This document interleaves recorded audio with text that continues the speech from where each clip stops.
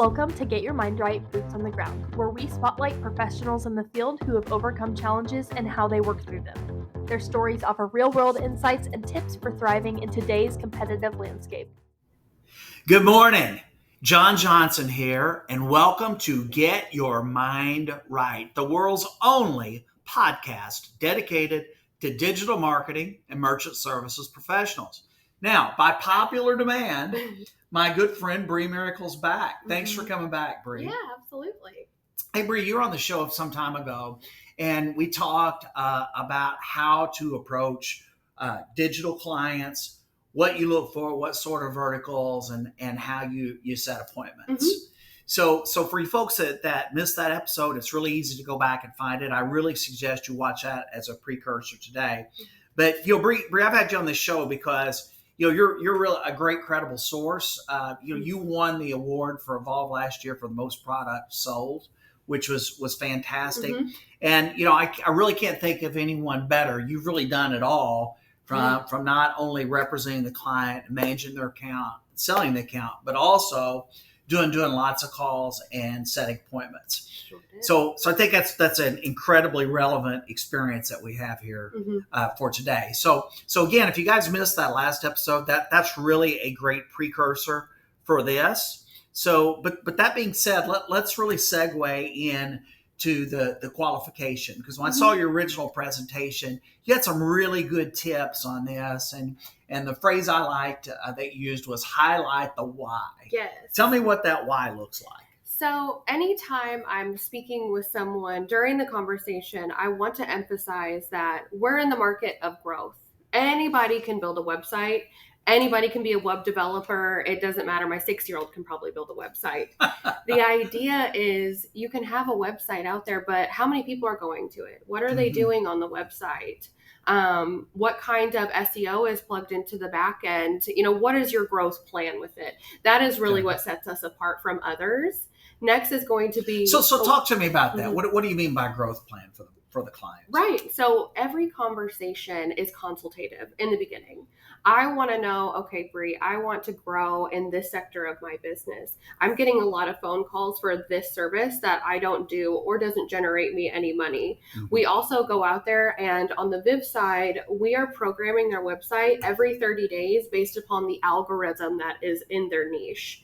So every 30 days, their SEO is being updated. Their keywords are being updated. We're optimizing the website. That way, Google changes what it's looking for almost every 30 days. We're also plugging those features in as well. Why does Google do that anyway? I don't know. To keep us on our toes, I think, for the most part. So they're evolving standards, right? Yes. It's funny how Google, as you know, they're pretty secretive about what they're changing and why. Yes. So I think there's part of this, of course, is evolving standards, but it also feels to me like there's some games being played sometimes with that too. I think they study what people are doing more than we do, and then they implement it. One would be, as a society, we have started searching based on a question than just one keyword. It's not just auto repair. We're searching, why is my engine making this noise? And we're trying to diagnose things ourselves. So we have also, on our side, because of Google, developed a strategy where we're putting in questions and answer based things. That way our customers' websites is becoming an informational source for multiple channels, anywhere between just a simple Google search to anybody using AI features. Okay, very good. So tell me that once you get that information, you like using the phrase pain points a lot. So what do you mean by that? Pain points? You mean from a customer's perspective? Yeah. The potential client you're talking to. I like to poke on them the entire time. The entire time. So a big pain point is I don't know what's happening with my website. I don't know what kind of keywords I'm showing up for. Some people don't even know what the bill that they're paying for. So I like to emphasize control a lot with them. You have a dashboard that you're able to track everything. You have an account manager that you're able to call 24/7. Well, not 24/7. We do sleep. But you have an account manager that we will do updates while they're on the phone with them. Another really large pain point is I can't get updates. I have things on my website that need changed, photos that need changed, things of that nature, which are super simple. We do those within 24 hours or while they're on the phone with us. There are other things that are like, I really want to do XYZ thing. It could be email marketing. It could be SMS marketing. We're meeting with them on a 30-day basis to go over these options with them instead of just like waiting for them to call someone else and then potentially lose that account. So I know there's other companies. This is obviously a competitive marketplace. What is it you're doing and Viv doing to really set itself apart from the competition? Couple of things. What I have noticed is anybody can build a website, but we're the ones that really focus on the type of traffic that we're building to the website or bringing to the website. Next, that really sets us apart is Austin does a great job with product development. He's coming to me on a weekly basis with a new solution, a new tool, and then we implement that to our clients. Next would be the big ADA Act that we've all been talking about is instead of calling out and increasing the prices for our customers, we went ahead and upgraded our entire book. That way everyone is secure and, they don't have to call us. We're calling them and letting them know we did it for them. We're proactive. Well, you also had a segment in the original presentation that I saw, and much like Janet Jackson, you like control. So, and you actually put an emphasis on control here. What did you mean by that? It's all directed from the client, right? So I'm not going to drive you additional business if you don't want it. Or I'm not going to put a employee resume page on there if you don't want it. You also have a 30-day meeting where you're telling us, you're the boss, you're paying us, that I want business in this sector, and then we go after it for you. So it's in their hands. We're just there to, drive the boat the way you tell us to. Gotcha. So let's go back to the common pain points here that you like to talk about. So maybe I don't know if you got this off the top of your head, but or a laundry list, but can you go through those? Yes. Number one, first and foremost, lack of online presence. That is super easy for anybody to tell as well. You don't need any tools. Like I've spoken the last presentation was Google auto repair near me. If they're not in the top 5, that is a huge lack of online presence. Inconsistent communication with their customers. What I mean by that is if there's a sale, if there's some kind of promotion, if there is a question and answer. So if they're a customer service model, they have a really hard time doing that. Also, they're probably getting messages on Facebook and Instagram and email and website and all of that where they have to log in to all of those. We're able to funnel that into one. That way nothing is missed. And then the bad Google reviews is kind of taken askew because it took too much time for them to get back with each other. Lack of transparency. This is a big one. Like I mentioned prior, they don't know what they're paying on a monthly basis. They don't know what services that they have, and they don't know what type of keywords or how many people are going to the website, which is vital. You're basically having a website without having that kind of information is basically paying for a billboard because you don't know. You don't know at all. Online scheduling, again, is going to be a big one. So nail salons, hair salons, automotive shops. We have anything that's just a basic kind of Calendly style for maybe, somebody who does like farmers markets or things like that, all the way to something that is lead generative. Well, it will walk them through a qualifying process, and then it's a hot lead at the end.